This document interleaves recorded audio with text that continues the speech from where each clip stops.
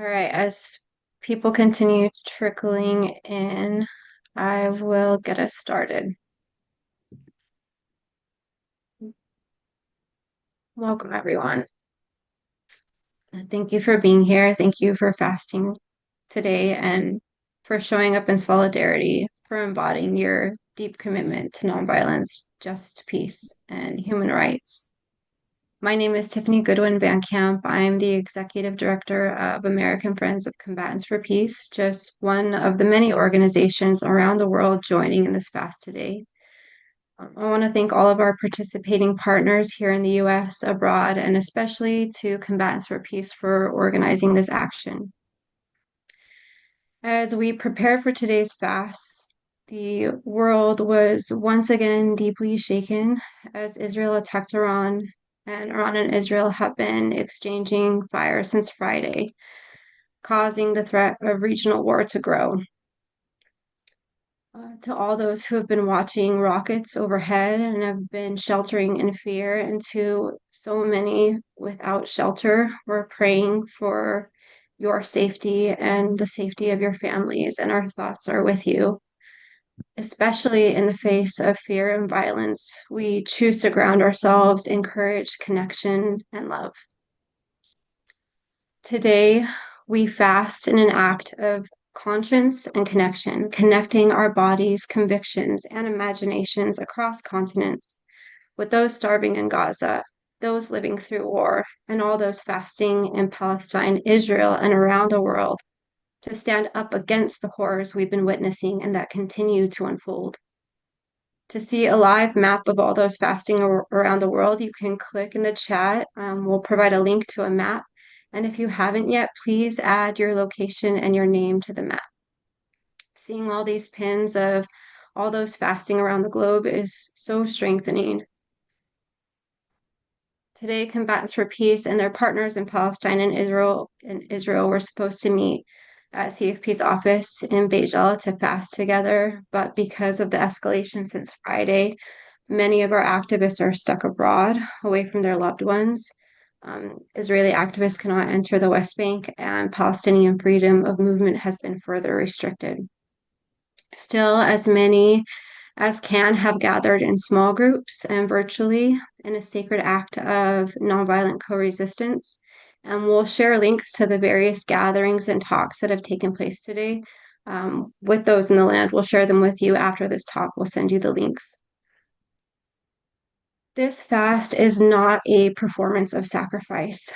It's a protest against the use of starvation as a weapon in Gaza, where entire families are suffering unimaginable hunger under the weight of an unrelenting siege. It's also a cry for all who have been abandoned, hostages, civilians, those grieving, those trapped. And it's an act of solidarity with the peacemakers, especially those living through the suffering and violence in Palestine and Israel. Our fast today is an urgent call. No more violations of human lives and international law. No more endless bombardment. No more violence. No more division. No more looking away. Yes, to honoring the humanity within ourselves and each other. Yes, to aid and food to Gazans. Yes, to releasing hostages and prisoners. Yes, to a political solution. Yes, to another way. Fasting is a practice rooted in many of our faiths and cultures, a path toward reflection, resilience, and shared humanity. It is a profound honor to fast alongside all of you across borders, identities, and traditions. Your presence today brings strength and hope, and it reminds us we are one, our lives are intertwined, our futures, safety, freedom, and very humanity are interdependent. Together we say we will not stop until those in Gaza are safe and until all are safe and free. With that, I want to offer deep gratitude to the leaders who will be guiding us today. Your leadership is essential. Our three facilitators will take us through a time where they will share from their traditions and their perspectives, and then we will take 15 minutes in breakout groups to connect with each other before we gather back in the main room to close. I'm honored to introduce Rabbi Elli Tikvah Sarah. She is joining us from England, where she became the first lesbian rabbi in the world to lead a mainstream congregation. Following retirement, she serves as Rabbi Emeritus at Brighton Hove Progressive Synagogue in Sussex. In addition to being a pioneer of LGBTQ plus inclusion, she is deeply committed to promoting human rights, social justice, interfaith dialogue, Israeli-Palestinian coexistence, and tikkun olam, repair of the world. Our second facilitator is Tahija Vikalo. She serves as the executive director of Sisterhood of Salam Shalom. She's worked for over 20 years in the nonprofit field, international development and peace building, and education and immigration. Tahija is focused on inclusion and diversity in the Muslim American communities and is dedicated to social justice and gender equality. And our final facilitator is David Katibah, the Director of Communications and Christian Engagement at Telos. As an American of Syrian descent, David is passionate about conflict transformation in the Middle East and the transformative potential of Christians participating in peacemaking around the globe. Outside of Telos, David writes about peace, poetry, and imagination on his Substack Awakenings and serves on the board of Peace Catalyst International, a global Christian peace-building organization. With that, I want to hand things over to Rabbi Elli, who has strengthened me the past couple years by sharing her incredible poetry. Thank you so much, Elli, for guiding us today. Well, thank you for that introduction, and hello, everyone. So yes, I'm Elli Tikvah Sarah, Emeritus Rabbi of the Brighton and Hove Progressive Synagogue on Britain's south coast, and I'm speaking to you from my home in Seaford, which is 12 miles east of Brighton. I've been actively engaged in advocating for a secure sovereign state of Palestine alongside a secure sovereign state of Israel since the early 1980s. A long-time member of Rabbis for Human Rights and a supporter of a number of other organisations in Britain and Israel-Palestine working for an end to the occupation and a just peace. Like many of us over the past almost 21 months, I felt overwhelmed. What can I do? What can we do? Since the depraved massacres and abductions of October 7th, 2023, and Israel's subsequent war against Hamas in Gaza, which continues to wreak such terrible havoc and devastation on its civilian population. I've become a friend of Standing Together, and I'm engaged at a local level as part of the organising group of the Brighton Friends of Standing Together. I've also become a supporter of Combatants for Peace. October 7th, 2023 is not just a date seared into the civil calendar. A Sabbath day, it was also the festival day Shmini Atzeret Simchat Torah, with which the autumn season of sacred days concludes. In my anguish at the atrocities of October 7th and of the subsequent days, weeks and months of devastating destruction in Gaza, in addition to engaging in political action, I wrote poems for all the sacred days in that first year. And then, outraged by the continuing horror, I continued writing. Let me share with you the poem I wrote for the festival we have marked most recently, Shavuot, fell 2 weeks ago. Shavuot, Zman Matan Toratenu, the season of the giving of our Torah. The voice of the Eternal that spoke in thunder on Mount Sinai, overwhelmed by another thunder, the roaring howl of war, eternal teachings shrouded in clouds of dust, hidden under mountains of rubble, a wilderness of shattered homes, schools, hospitals. No one and nothing can stand in this wasteland. The people of Gaza caught between oppressors, starved, crushed. The remaining hostages holed up underground, deserted. Still, there are witnesses who know the eternal teachings by heart and practice them, who understand that the words of the Eternal are eternally present, commanding, demanding, even when concealed, evaded, denied. Love your neighbour as yourself. Learn to do good, seek justice, defend the oppressed. Seek peace and pursue it. A stranger you shall not oppress, for you know the nefesh, the inner being of the stranger. Love the stranger as yourself. Justice, justice, you shall pursue. We feel powerless, but let's not forget that we are among those witnesses. It's important we realize that we have the power in so many ways. We have the power to speak out. We have the power to support the many joint Israeli-Palestinian groups that are working on the ground to challenge the horror of the present and create a different future. We have the power wherever we live to call on our own governments to act. In the past month, horrified by Israel's aid blockade and the imminent starvation of the people of Gaza, I've been engaged with rabbinic colleagues in an SOS Gaza campaign targeted specifically at the British Foreign Secretary, David Lammy. And today, as we gather together online across the world and participate in this global fast for freedom, we are demonstrating the power of community galvanized in the pursuit of justice and peace. As it happens, this day of fasting coincides with a fast day in the Hebrew calendar, the 20th day of the Hebrew month of Sivan. The fast day was instituted by Rabbi Elli Tikvah, the foremost rabbinical authority of his age, and one of the grandsons of the great biblical and Talmudic commentator Rashi. The fast day was established in 1171 to commemorate the massacre at Blois in France, the first blood libel on the continent of Europe, which had taken place on 20th Sivan that year. Subsequently, the 20th of Sivan also became a day to remember other outbreaks of anti-Jewish violence, including the Rhineland massacres of 1096 and later the Cossack riots of 1648 to 49, known as the Khmelnytsky pogroms, which were directed against the Jews living in the Ukraine.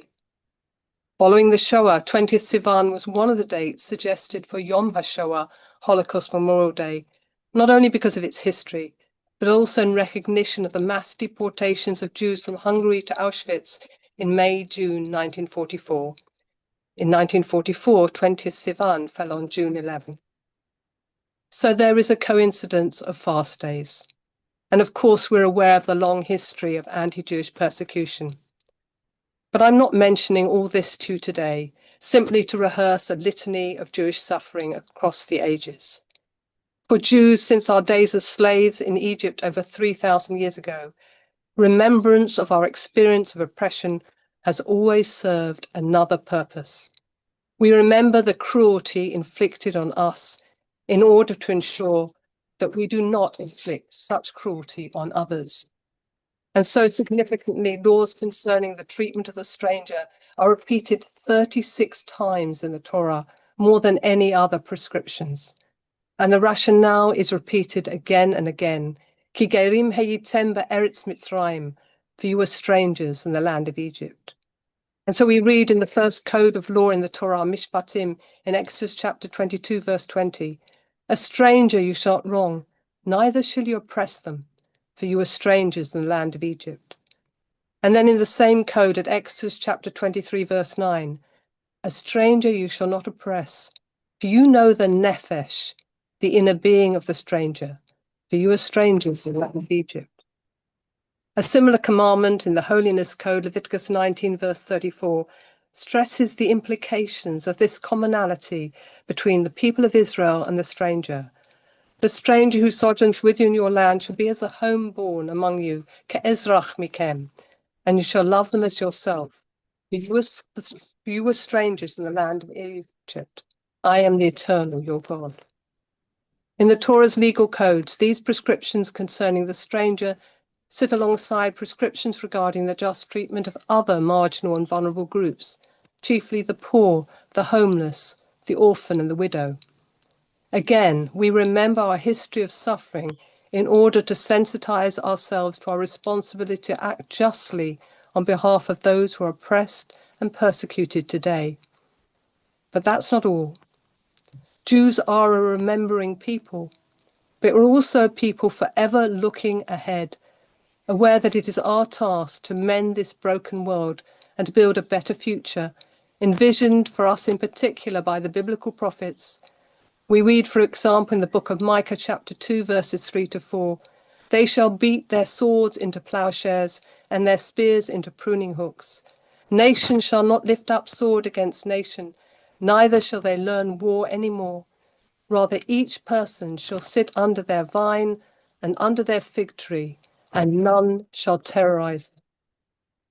As we fast today, expressing our solidarity with the people of Gaza, we are also demonstrating our commitment to contribute to the task of creating a different future in which both Israelis and Palestinians will thrive and live in peace. In that spirit, I want to conclude by sharing with you my prayer for peace between Israelis and Palestinians, which I wrote when the Second Intifada broke out in 2000, and which has been recited in my congregation, Brighton and Hove Progressive Synagogue, each week for almost 25 years ever since. As the conflict between Israelis and Palestinians continues decade after decade, to pray for peace seems a hopeless and naive folly. And yet today it is more urgent than ever that a resolution is achieved that acknowledges the needs of both peoples for peace and justice, sovereignty and security. And so we pray, El Malei Rachamim, God full of compassion, who heals the broken-hearted and binds up their wounds, we ask you to show all your children the way of love and compassion, so that hatred ceases to scar their lives. Ein HaChayim, source of life, we call upon you to send your abundant blessings into every home, Israeli and Palestinian, so that new hope may overcome old fears. Adonai Tzaddik, righteous one, who exhorts us to pursue justice, we fervently pray that a spirit of righteousness may prevail, so that both peoples find the courage to reach a just settlement of their differences. Oseh Shalom, maker of peace, who teaches us to be seekers of peace, we entreat you now to spread your tabernacle of Shalom Salam over all the inhabitants of your land, and to support the peacemakers among both peoples in their efforts to walk the path of reconciliation, so that a just peace may reign supreme at last, Bimheira b'yameinu, speedily in our own day. And let us say, Amen. Thank you. Amen. Thank you so much, Rabbi Elli. Thank you. I now hand our time over to Tahia. Thank you, Tiffany. Dear sisters and brothers, it is both an honor and responsibility to be included in this gathering and this campaign, and to be speaking alongside David and Ellie. Tiffany, thank you for your beautiful introduction, and thank you for your leadership of this very important organization. It is very hard to find words to address what we have been witnessing and what is happening right now. And it is even harder to find hope and inspiration for the future we would like to see. But we must. We must continue with deep self-reflection and determination to recognize, speak against, and address injustice wherever we see it. It is our responsibility as people of faith and as human beings. Today, I'm not just speaking as a Muslim, but as a human being committed to the values of justice, peace, and compassion, which lie at the heart of Islam and indeed of all our faith traditions. Before coming to the US as a student and before my experience of war, I lived in a vibrant, multi-ethnic, multi-confessional city of Sarajevo that is also known as Jerusalem of Europe. The same city underwent one of the worst sieges and bombings in Europe since the Second World War. Living under siege as Bosnian Muslim with no electricity, fuel, food, and in constant fear of bombings and sniper fire was an experience that I will never forget, and that turned me into who I am, an advocate for peace, equality, and human rights. I know just how terrible the violence and destruction caused by hateful rhetoric and the demonization of the other can be. I am fully aware how effective the propaganda of hate can be. how effectively incites people to commit the worst acts of violence and crimes against humanity, against their fellow humans, co-workers, neighbors. Because of this, I insist on standing up for humanity that is in all of us, reaching out and supporting those who are marginalized, those whose lives are in immediate danger because of their ethnicity, skin color, background, or beliefs. As the executive director of the Sisterhood of Salam Shalom, I'm here to affirm our mission and vision, to advocate for human rights and fight to end acts of hate for all human beings, and to live in the world where Muslim and Jewish people live without hate and where freedom, equality, and social justice are within reach for all. The Quran tells us, O you who believe, stand out firmly for justice as witnesses to God, even if it be against yourselves, your parents, your kin. Justice in Islam is not a suggestion, it is a command.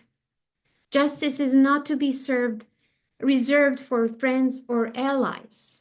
It is a duty even in the face of conflict. Islam does not permit hatred to justify injustice.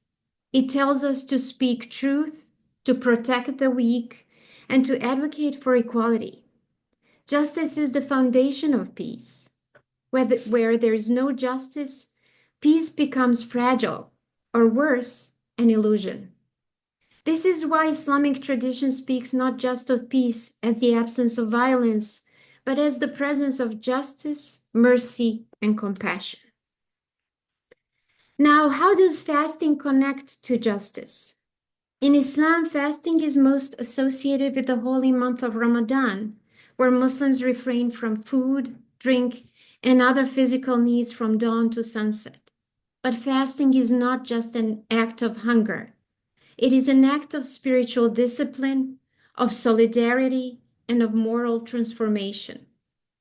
The Quran says, O you who believe, fasting is prescribed for you as it was prescribed for those before you, so that you may attain God consciousness. Yes, it says, as it was prescribed for those before you. This reminds us of that fasting is shared across faith traditions, from Lent in Christianity to Yom Kippur in Judaism to fasting in Hindu and Buddhist traditions. In Islam, fasting is not about withdrawing from the world. It is about becoming more engaged with it, more aware of the suffering of others.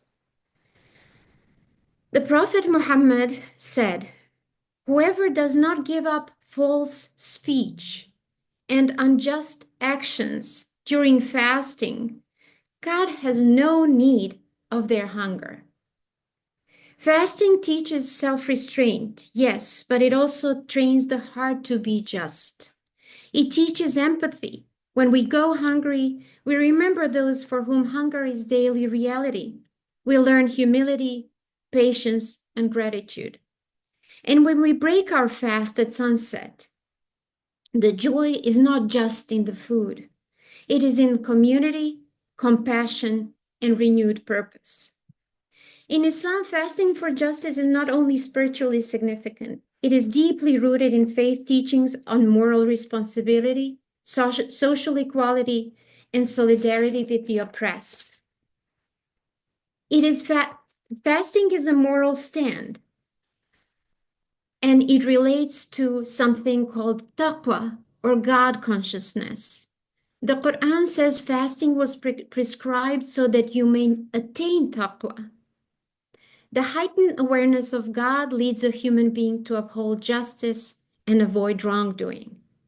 It also relates to discipline and empathy. By abstaining from food, drink, and base desires, we learn to control the self, preparing the soul to stand firm for truth, fairness, and justice, even when it's hard.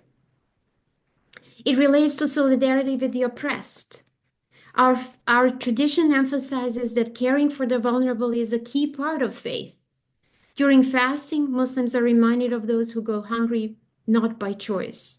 The sense of solidarity often translates into charity, activism, and speaking out against injustice, which are our core values. There are examples of historical examples of fasting as resistance. Prophet Muhammad stood firmly against oppression in Mecca. Even before military resistance was permitted, he encouraged peaceful means like economic boycotts and moral example. Fasting helped cultivate strength and resilience. At that time, there's a quote from the prophet who said, "Whosoever sees an evil, let them change it with their hand," meaning take action. And if they're not able to do so, let them change it with their tongue, meaning speak up. And if they're not able to do so, then with their heart, and it is the weakest of faith. Contemporary Muslim activists have used hunger strikes and fast as nonviolent protest, echoing the prophetic legacy. And finally, the fasting is beyond ritual because justice is worship. The Quran strongly emphasizes that rituals mean little without justice. Woe to those who pray but are heedless of their prayer and withhold simple assistance. Fasting is a spiritual training ground to fight injustice in the world.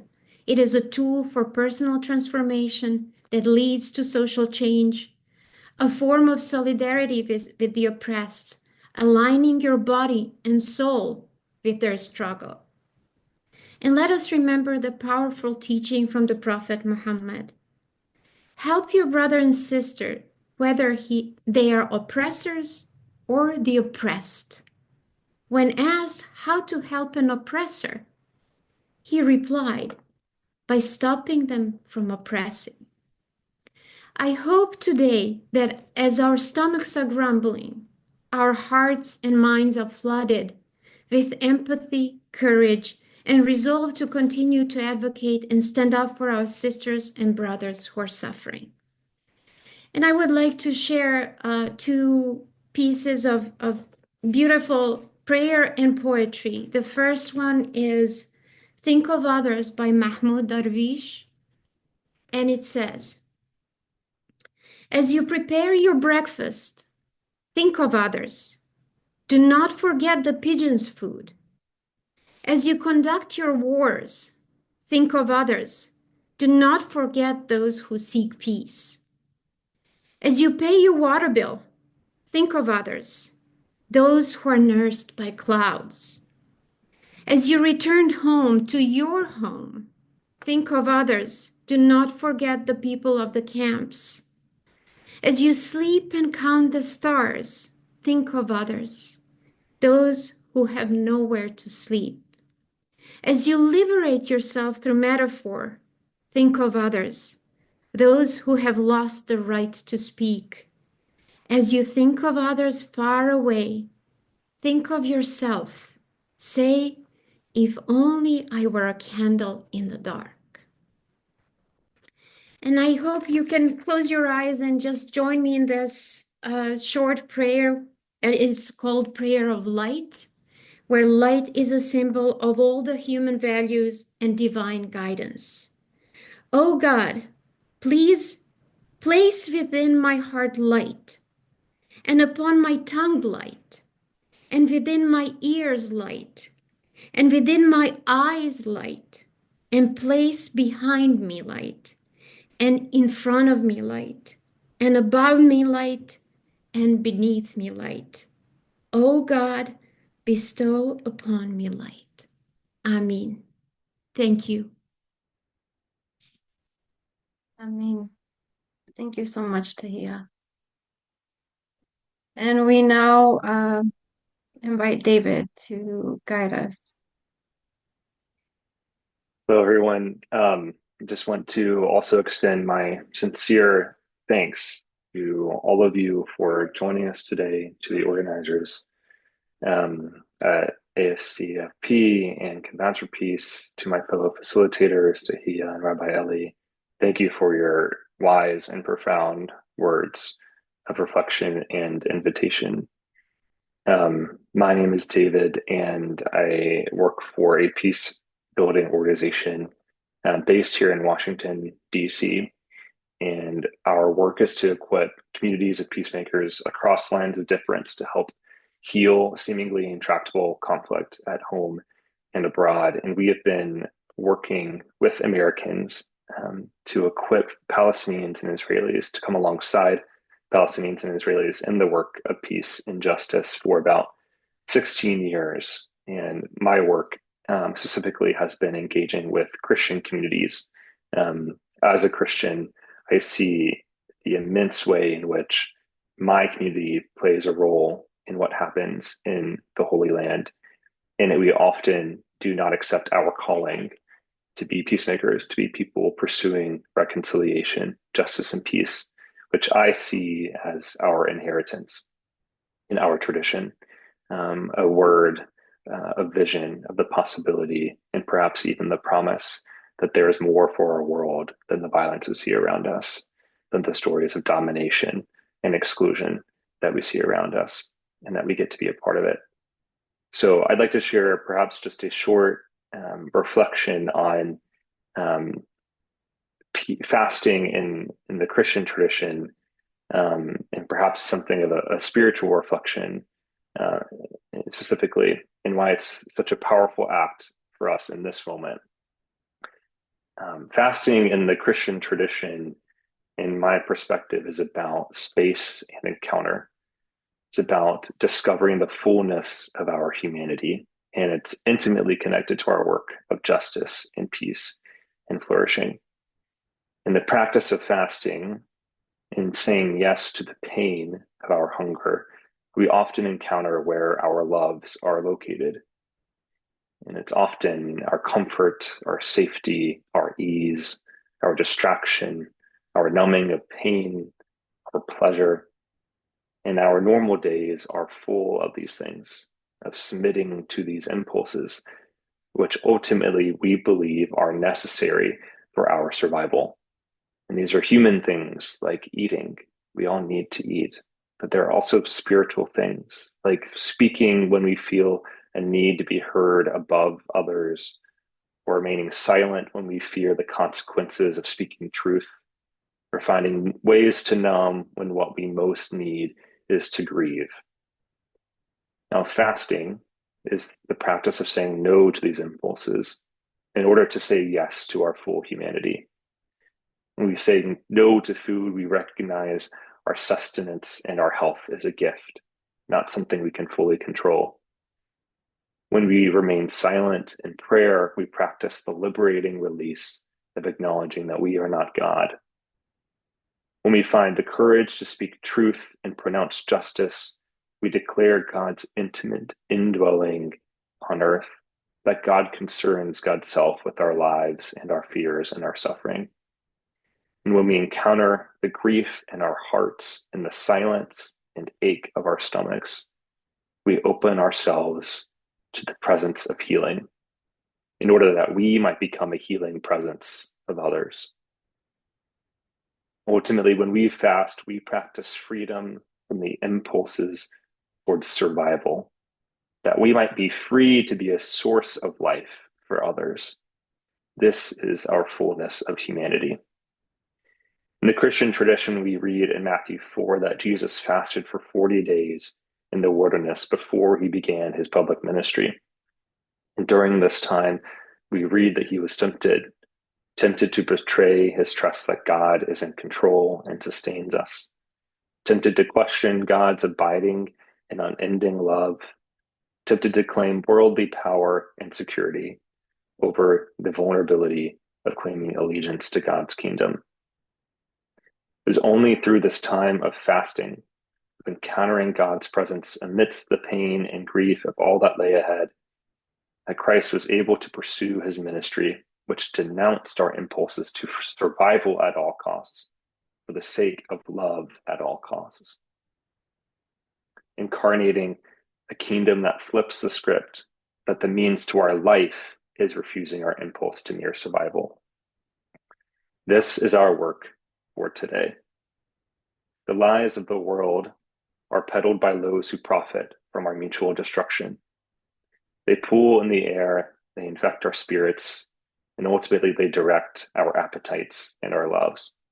They tell us that we cannot be safe unless we dominate our neighbors, that we cannot be free unless we take our enemy captive, that we cannot be filled unless we withhold from those outside our tribe, and ultimately that our survival depends on the death of others. We see this in Israel and in Gaza, and we see it in our own nation here in the US. We must choose a side and dehumanize, or else we risk annihilation, we are told. Today, in fasting, we reject these lies, and instead we choose to inhabit and incarnate a beautiful and liberating truth that our life is actually tied to the death of our appetites and our impulses to survival, that we cannot truly live until our neighbors are liberated from starvation, freed from the threat of our bombs and bullets, and released from the bondage of our prisons, that we are most fully human when our neighbors are treated as fully human too, tied to our own thriving. When we fast, we seek a greater power and presence, asking that God would empower us to live in our bodies the truth of our interconnectedness and the possibility and promise of justice. On behalf of the dead and dying in Gaza and in Israel and in Iran and all those who might still live. Upon the practice of saying no to our impulses, we are empowered to say yes to justice and flourishing, to protest inhumanity, to stand in solidarity with the hungry, and to accompany the suffering. Doing so, I believe, today is an act of hope. Our bodies transform from vessels of appetite to containers of flourishing, seeds planted deep in the earth, investments in a future garden teeming with life, promissory notes to future generations that they might inherit a world more whole than ours. I'd like to close by sharing one of my favorite poems by Brazilian theologian and poet Rubem Alves, from which I borrowed this final image. I believe this poem is speaking to us what the power of our conscious commitment to hope is in this moment, in the act of fasting and solidarity, and what it's preparing us for. He says, "What is hope? It is a presentiment that imagination is more real and reality less real than it looks. It is a hunch that the overwhelming brutality of facts that oppress and repress is not the last word. It is a suspicion that reality is more complex than realism wants us to believe, and that the frontiers of the possible are not determined by the limits of the actual, and that in a miraculous and unexpected way, life is preparing the creative events which will open the way to freedom and resurrection. The two, suffering and hope, live from each other. Suffering without hope produces resentment and despair. Hope without suffering creates illusions, naivety, and drunkenness. Let us plant dates, even though those who plant them will never eat them. We must live by the love of what we will never see. This is the secret discipline.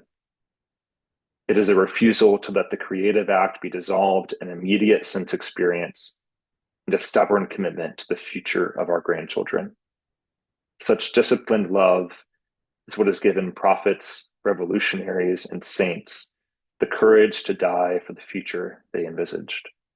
They make their own bodies the seed of their highest hope. Thank you.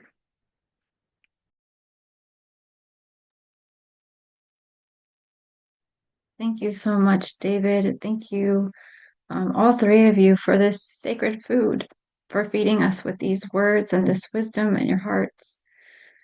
We will now enter breakout rooms, and we shall be there for about 15 minutes, which we're going to break out in groups of 5, so it'll give everybody 3 minutes to share.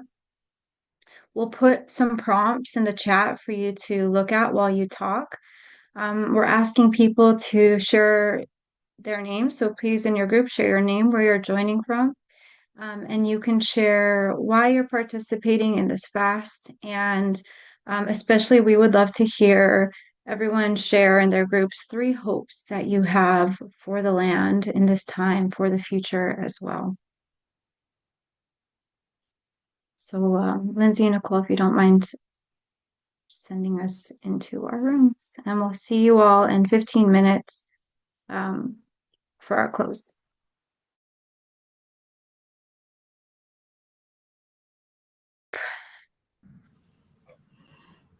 So, as we close, I would like to invite everybody to post in the chat. If you would like to post one of the hopes you shared that you have for the land, or if you would like to leave any words that you would like to say to the people in Gaza, to the hostages, to all the peacemakers in Palestine and Israel, and just to say we do have some of the CFP activists. I saw even some of our co-founders on our Zoom today. So whatever you post, they can share that with the community. The chat is disabled at the moment. Right. And I have another request. I was looking for some shareable text to share with people about why I'm fasting. I have something from that I got a couple days ago that's, has 4 or 5 things, but if there's any good list, I would love it. Okay. Thank you, Marjorie. Is the chat enabled now? It should be enabled now. Yeah. Okay. So everyone, if you would like, Yeah, I just have a very quick question. I'm sorry that my video is not on. If there were a way that for us that are alone, fasting alone, if there were a way next time we do it, if we do it, is to have a connection during the day. My day is almost over, so this was great to have for America in the middle of the day, but just have connections or the ability to connect with other fasters and supporters. Thank you. Thank you for everything. yes, something I want to invite people to do is you're likely on the American Friends of Combatants for Peace listserv, so you get invitations to our events. Combatants for Peace hosted 3 um, talks and gatherings, virtual gatherings today from Palestine and Israel. And so those happened when many of us were asleep, but Helena, you would have been awake because it looks like you're in Spain. So if you haven't signed up for their listserv yet, you can go to their website, which is cfpeace.org.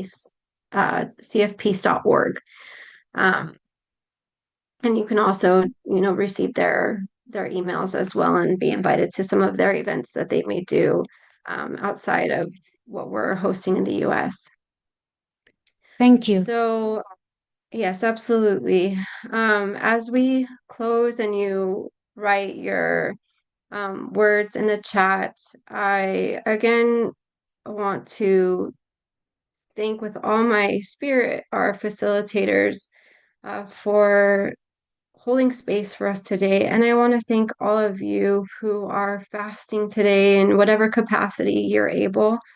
I do think that there is something outside of what we can fully explain that happens when we fast together, and many things that we can explain, but it is powerful, and I feel the connection with you, and I hope that those in Gaza can feel our love toward them today, and as well as the hostages, as well as all of those who are living in fear and uh, under the threat of violence right now. I also want to acknowledge that by uniting across the very identities and traditions that are being hijacked and manipulated to divide us, we're reclaiming our identities, beliefs, and values, and we're returning them to the work of justice and lasting peace. So I thank you for this profound act of activism, of reclamation. There is defiant and healing power in our unity, and the power to show the world a third path that protects and preserves every human life and people group. A mantra at Combatants for Peace is there is another way. And right now, today, we are all being that other way. So even if things get more difficult, no matter what happens, let us keep being that way together and let us keep going. Thank you all, and blessings on the rest of your fast today.